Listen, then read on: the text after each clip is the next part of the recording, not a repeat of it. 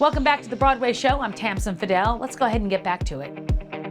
A Broadway mainstay is opening up about his ALS diagnosis. Aaron Lazar just recently revealed he was diagnosed 2 years ago with the disease. A veteran of some 9 Broadway shows, including Les Mis, The Light in the Piazza, and The Last Ship, Aaron is meeting this diagnosis with positivity, love, and healing. Let's send it out to Paul Wontorek.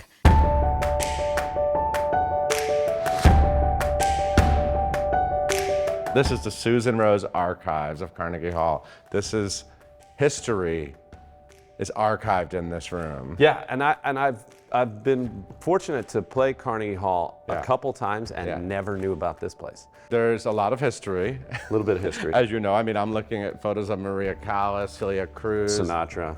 Yes, I think the Rolling Stones are back there and Bob Dylan's back there. I mean, it's crazy, the history. Pretty cool. Are you a person who can sort of soak in history and being a part of history? And all I can think is that I hated history in high school. I don't know why. Hated it so much, I opted out of it in college. You could opt out of one subject, maybe the dumbest thing I've ever done, because actors need our history and research roles and stuff. And now I kind of love history. And now I'm like, wait, should I be nervous that I'm performing on stage at Carnegie Hall where all these people perform? I've been hearing you talk a lot recently about sort of taking in the moments of life, right? Living in the present. Yeah. And I think that moments like this, you know, I think when you're on a career trajectory, you're sort of like just checking off things all the time, right? Yeah. I definitely was guilty of that, you know, like, how do I get to the next bullet point on the Wikipedia page?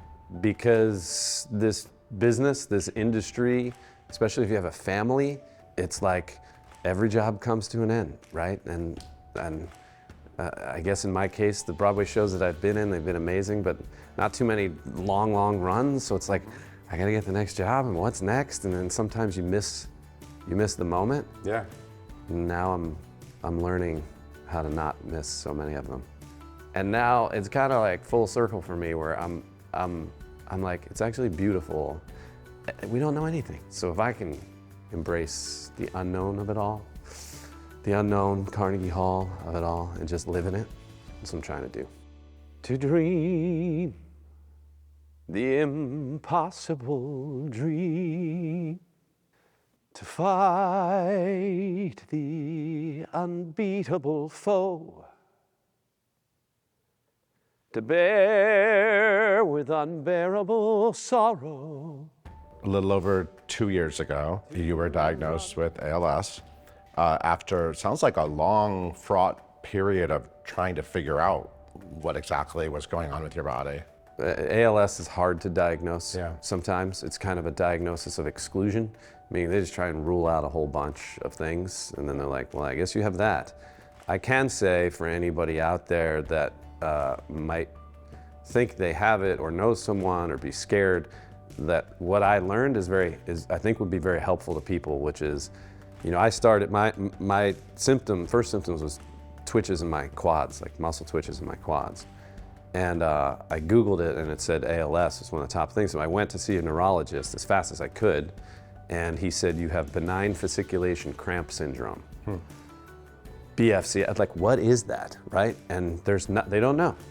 They don't know what causes it. There's no way to get rid of it. People just live with it. There's like a giant Facebook group for people who have it. And it sounds crazy, but your muscles just twitch. Like, so it went that summer that this started, which was, you know, the summer of 21, it moved from my quads to my stomach and my back. And, you know, you're laying there at night and you're pretty freaked out because your muscles are just twitching. Wow. And especially at night when it gets quiet and you don't, you know, all you can feel is your body, and you're like, something is wrong. I couldn't get in to see top ALS specialists for months and months and months. So I was trying to get second opinions from other neurologists, and one of them said, benign fasciculation cramp syndrome will never turn into ALS. Well, I got diagnosed with ALS about 4 months after he said that. Wow. So it's like, that might be medically true, but that's not what happened to me. So that just goes to say, it's not an easy thing to diagnose, and it's scary for people out there dealing with it. And I went through a really, really tough time of anxiety and insomnia and depression for the months leading up to diagnosis. To reach the unreachable star. This is my quest, to follow that star, no matter how hopeless. Knowing that you're someone so focused on trying to make things and do things, was it actually finding that out maybe gave you some sort of direction or clarity? Maybe, because everything changed on the diagnosis. I spent all that time really, really afraid. And then at diagnosis, I kind of went, well, for whatever life I got left, I don't want to be afraid. In my initial thought, I'm going to beat it. So let me just take the time to beat it. I don't need to tell people about it. You know, I'm just going to beat it. And I tried to just get on with my life, not in denial of it, but just doing the work that I needed to do with myself and sort of protecting my energy. Kate Baldwin and I were doing a concert at 54 Below this past April. Yeah. And I was like, you know that Il Mondo from Piazza, that song is high. Like, I don't want to sing that song right now. Like, it's just too much. And the disease had started to, you know, affect my core, my singing support. It's like, what song can I swap it out with? I swapped it out with The Impossible Dream. And then I got home from that trip to New York and I was like, oh man, the lyrics to this song and the message of this song kind of really speak to me. To be willing to march into hell for a heavenly cause. When I was in CCM, I played Don Quixote, Miguel Cervantes, right? Who becomes the legendary knight Don Quixote in the musical The Man of La Mancha. I get to sing The Impossible Dream. And my impossible dream at the time was to be an actor. And it was coming true at CCM. But I had no idea what impossible really meant. And I realized that when, you know, I got diagnosed. So in thinking about how do I share this with people, I thought, well, my new impossible dream is to beat this. And then I realized there's nothing to beat. It's not a fight. It's not, I don't want to meet this with any kind of resistance. I want to meet it with ease and joy and healing. So my impossible dream is possible. I mean, it's just to heal. It's to heal not just the physical, but my whole self. It's one of those moments where you just go, wow, I had no idea 23 years ago what this song would become in my life, but I'm really grateful for it, and I hope that it speaks to people.